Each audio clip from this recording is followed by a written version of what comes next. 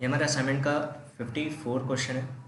A 70 kg man stands in contact against the inner wall of a hollow cylindrical drum of radius 3 meter. एक hollow cylindrical drum है जिसका radius 3 metre है और उसके अंदर एक 70 kg का आदमी खड़ा है। Rotating about it's vertical axis with 200 revolutions पर मिनट। जो ड्रम है वो 200 रेवोल्यूशंस पर मिनट की स्पीड से अपने वर्टिकल एक्सिस के अलॉन्ग रिवॉल्व कर रहा है।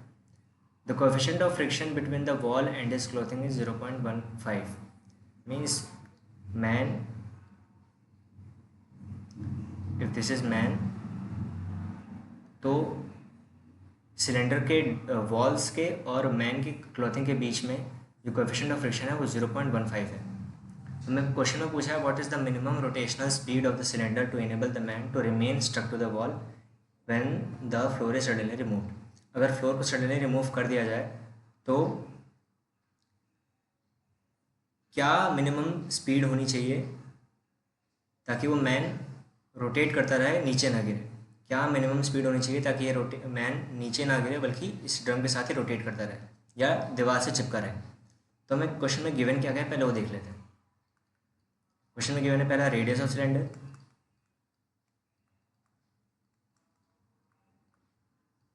r is equals to 3 metre. Mass of man, mass दे रखा है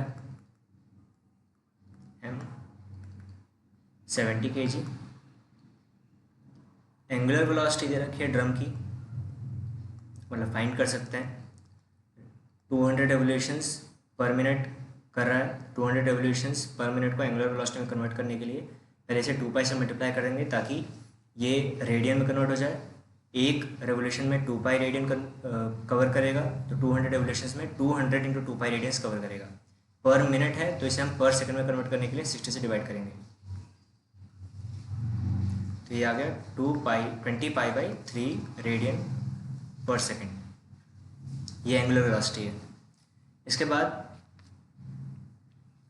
late omega be the minimum velocity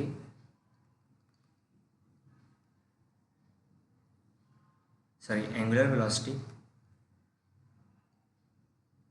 Let omega be the minimum angular velocity required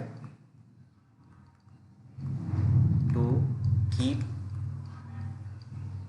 the man stuck to the wall. Minimum angular velocity हमने omega मान ली, और अगर हम इस omega angular velocity से ड्रम को रोटेट करेंगे तो मैन वॉल से चिपका रहेगा। अगर इससे कम होगी तो मैन नीचे गिर जाएगा क्योंकि नीचे कोई फ्लोर नहीं है। तो इस पर फोर्सेस कौन कौन से ऐड कर रहे हैं वो देख लेते हैं। If this is the man, इस पर फोर्सेस लग रहे होंगे। नीचे की तरफ इसका वेट लग रहा होगा mg। जब भी कोई बॉडी सर्कुलर मोशन में रिवॉल्व करती है तो इस पर एक सेंट्रीफ्यूगल फोर्स लगता है बाहर की तरफ, सेंट्रीफ्यूगल फोर्स। अब जो वॉल है सिलेंडर की वो भी इस पर एक नॉर्मल फोर्स लगाएगी। अब ये मैन वॉल पे सेंट्रीफ्यूगल फोर्स के बराबर फोर्स लगा रहा है तो ये वॉल भी उतना ही सेम फोर्स लगाएगी नॉर्मल। इससे यहाँ पता चलता है कि normal is equals to centrifugal force, और सेंट्रीफ्यूगल फोर्स का फॉर्मूला क्या होता है m ओमेगा स्क्वायर r। अगर हम टॉप व्यू देखें सिलेंडर का, अगर टॉप व्यू देखते हैं तो दिस इज द सेंटर। यहाँ पर आदमी है, बाहर की तरफ इस पर सेंट्रीफ्यूगल फोर्स लगेगा और अंदर की तरफ वॉल इस पर नॉर्मल फोर्स लगाएगी।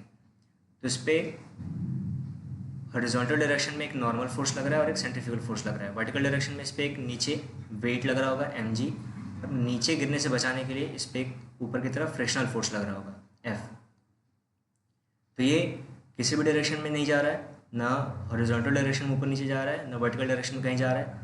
तो इसलिए सभी फोर्सेस को बैलेंस करते हैं। नॉर्मल फोर्स सेंट्रीफ्यूगल फोर्स के बराबर होगा, normal force is equal to centrifugal force and frictional force is equal to wait.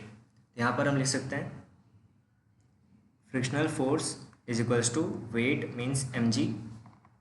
Frictional force क्या है, mu n is equals to mg।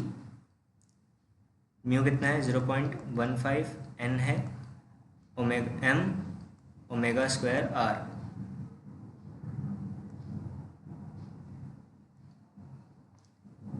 यहाँ से हमने निकाला normal is equals to M omega square are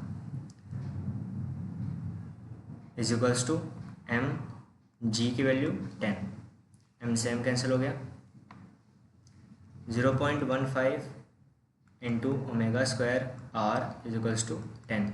हमें ओमेगा फाइंड करना है, minimum angular velocity.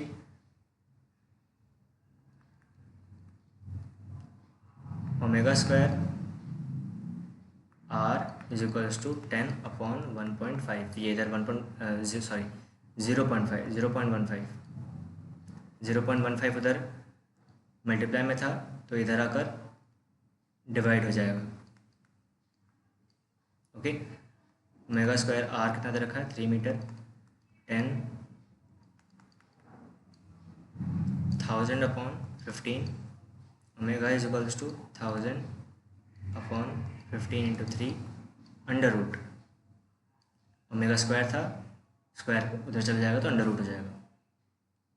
ये अराउंड सॉल्व करने पर रूट 22.22 आएगा, जिसकी वैल्यू 4.7 रेडियन पर सेकेंड है। ओके, तो अगर हम मैन को 4.7 रेडियन पर सेकेंड या उससे ज़्यादा की एंगुलर वेलोसिटी से रोटेट करेंगे तो वॉल से चिपका रहेगा। अगर उससे कम वेलोसिटी ड्रम को दी जाती है तो मैन ड्रम से चिपका नहीं रहेगा बल्कि वो नीचे गिर जाएगा। उम्मीद है आपको क्वेश्चन समझ में आया होगा। Thank you.